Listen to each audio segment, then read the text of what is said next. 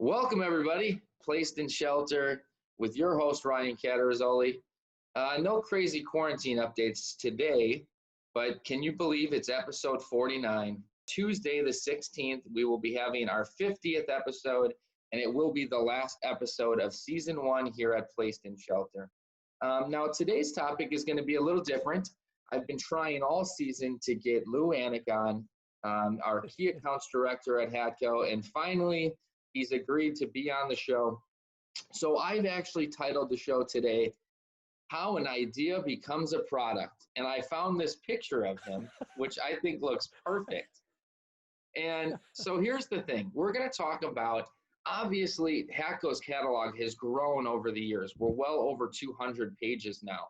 But how did a company go from having just water heaters and strip heaters to 200 plus pages of different products? So with that, Louis, I know a lot of people here know you, but for those people catching on YouTube that maybe don't know who you are, can you go ahead and give us a brief introduction? I've been with Hatco for 35 years, and I literally started out in the mailroom. David Hatch gave me a job, took a chance. Over the last 35 years, I've just kind of waited for the appropriate people to retire, get fired or away, and scratch my way up the ladder. So that's how I got here. Well, I, for one, am very thankful that you've made it your way up the ladder because that's one of the reasons why I have a job here is through our communications and working together. And you're my boss, obviously, so I have to say that. But more importantly, you've brought to us a ton of new products that have become catalog items that the general market is purchasing now. Can you tell us one of those stories, perhaps maybe the ITQ story? One of my favorite sides of development and developing product is taking the approach that customer-driven investments in engineering projects are always worthwhile because chances are if it works for a customer out there, we design or tweak a product we already have, is the ITQ. I went in with our local rep and we sat down with a customer that had a need for a new toaster. We did a whiteboard. We started out, what are your hope dreams? What do you want to see this do? Let's not worry about size, shape, voltages, what you want this product to do. And some of the things on their list were, we want it to be able to do multiple products. We want it to be able to do different products at the same time. It's got to be fast. It's got to be reliable, needs a front discharge, those kinds of parameters. Once we got into that more, then we kind of started working out with some already existing technology. Then we worked into the footprint, kind of what the size of the unit would be, how it would fit and conform into their lineup, height-wise, width-wise, those kinds of things. And then we worked on features and benefits and what would really be nice. And really at the beginning of that was touchpad, I did a touchpad deal where you, like on your phone, when you can key something and touch it and it reacts. We were able to look around, see what was out there, what we could plug in to our technology, then add into things we already knew, like color guard and, product sensing, that kind of thing. And so once we put it all together, we developed what turned out to be a very, very successful product line for us and for a lot of customers. But we do a lot of times where we'll walk in and meet with someone on the phone the other day with a customer that's even looking for a two-tier fry station. We did something similar to that once a long time ago for a customer. So I pulled up a drawing and said, hey, what about this? And we used that as a jumping off point to start our discussions and tweaking those ideas and kind of making it better to fit their need. But they're going, what? That's not a bad idea. No one's really done that. Instead of going widthwise, going vertical in the vertical expansion of fry holding. So there again is a product that as we get closer to development on it would be something that we would come out with and possibly add into the catalog. Because if it's a good idea for them, chances that people do the same thing. Definitely. So, there's often times where I'll get a customer asking me a question about something, and I'll look in the catalog and I'll use the knowledge of what I have with Hatco, and my initial reaction would be no, but I found myself oftentimes going to you asking about a product because there's kind of a whole list of products that maybe haven't made the catalog. Could you talk to us a little bit about some of the products that haven't made the catalog and maybe why they aren't a general market option, but yet we still produce that for certain customers? a lot of what we'll call Louis special catalog or something like that. I think a lot of the reps and some of the customers know about it. They've heard about it.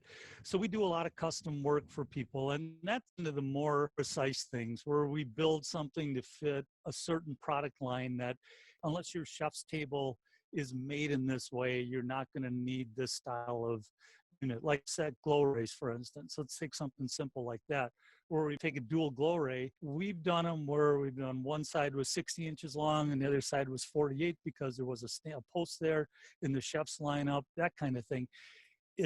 We can do it.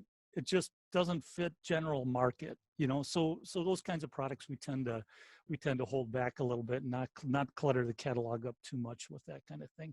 Or if we do a design change, if we do something for someone with a special sign holder, or we do something that's aesthetic for their design to fit their design parameters, or something along that line that their decor or their marketing people's ideals of what they're looking for in their restaurant. That's the kind of we wouldn't generally catalog because it's really it's customer specific, but it's an easy project for us to do. Obviously throughout your years, there's been, I'm imagining, several or probably hundreds of drawings that ended up on the cutting room floor, if you will. What typically makes a product go from a napkin, a whiteboard idea to a product? What do you see? Are there common trends among the products, or is it just strictly a customer backing?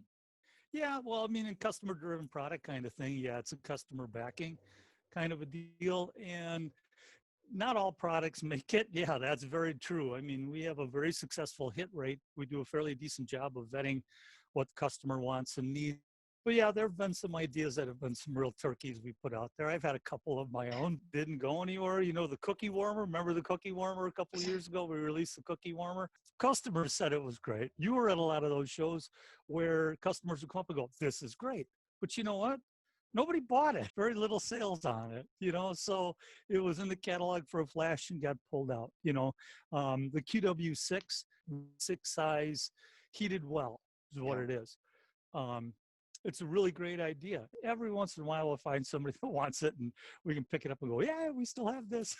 Sure. So it's that kind of thing. But yeah, I've had my share of these. There's no doubt about it. It's funny you brought the cookie warmer up because Renee had actually already put in chat a question that said, will you ever bring back the MVW 12.4 or the mini vertical warmer? Oh, and that's another thing. See, Ryan will tell you this. It's what we were kind of indicating before. It's still available. We can still build it. Keep in mind that if it's not in the catalog, it doesn't mean we don't make it or won't make it. With a lot of those kinds of things, if it's not on auto quotes, it doesn't mean we don't make it. A lot of the things we do, a lot of those custom things we do aren't in auto quotes. So you may not find it when you go out there and look for it, or you may go to a C-store or a restaurant and see something that has a Hatco logo on it and look at the model number on it and then go to auto quotes and try to find it and it's not there. And it's not because we're trying to hold it back. It's because there would be just so much if we did that. There would be a lot of little nuance things in there and change them. Sure. Call and ask, always happy to take a phone call. Right. So that's actually a great segue into my last question for you, which is, a lot of our audience here is our representative group. Do you have any guidelines, advice for them when it comes to looking at a customer asking for something that we maybe don't make or requires a small adjustment here or there? Any guidelines or advice you can give to them as to when that's a viable option and when it should just be moved on? You know what? And I don't mean this disparaging to anybody.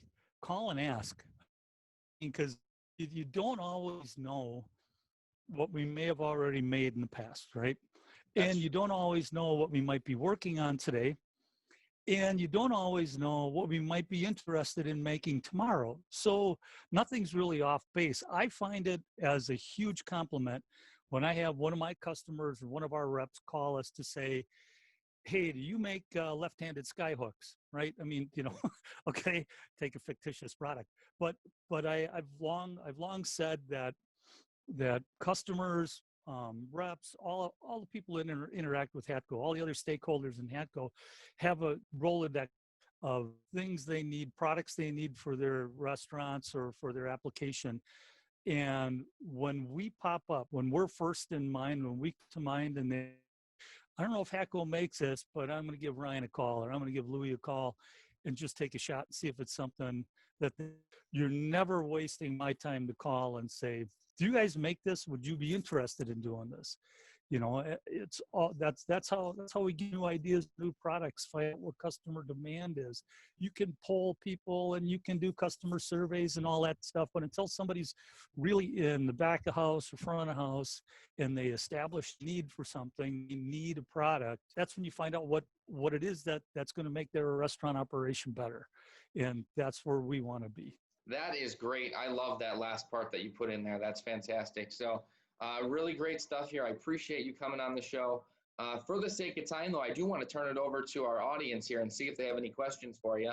So Nick has already jumped in. This is more of a comment than a question. And he said, bring back the shrimp dishwasher, which I believe would be the quick thaw. And then Matt actually has one. That wasn't my project. For the record.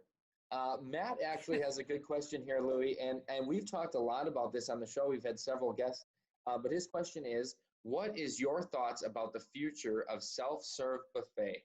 Wow.